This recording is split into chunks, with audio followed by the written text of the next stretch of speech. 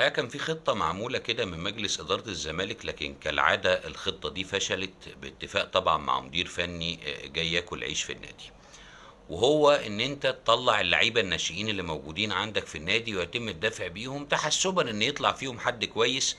فيقول لك ده يعفينا من ملف الصفقات ومواضيع الفلوس. النادي ما فيهوش فلوس زي ما أنتم عارفين، بالتالي إمكانية إن هو يتعاقد مع صفقات دي هتبقى حاجة ما هياش سهلة خالص يعني. فقال لك بقى أدفع بناشئين ويمكن حد فيهم يعلّم زي إيشو وبيشو وليشو والمجموعة اللي أنتم بتشوفوها، وكونك إنك أنت تدفع ب10 ناشئين يعني ما يظهرش فيهم غير يمكن محمد السيد شوية، لكن بقية الناس اللي موجودة يعني رفاعي هو مشروع محمود علاء جديد، نفس القصة لأحمد مجدي مشروع محمد عبد الغني جديد.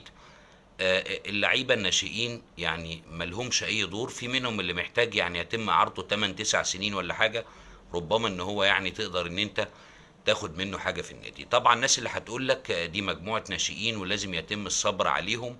ولازم يساندهم، اللي عايز أقوله لك إن النادي اللي المفترض إن هو بينافس على بطولات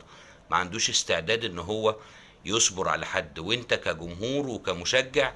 يعني مين هيصبر على الإخفاقات اللي موجودة والشكل السيء اللي بيظهر بيه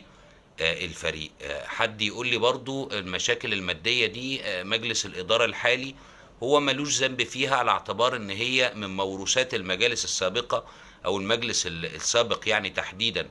برئاسة مرتضى منصور. هارُد عليك وأقول لك إن الناس دي قبل ما تدخل مجلس الإدارة كانت على علم بكل المشاكل اللي موجودة وعلى الشكاوى اللي متقدمة ضد النادي في الاتحاد الدولي بسبب عدم الوفاء بمستحقات مالية سواء لمدربين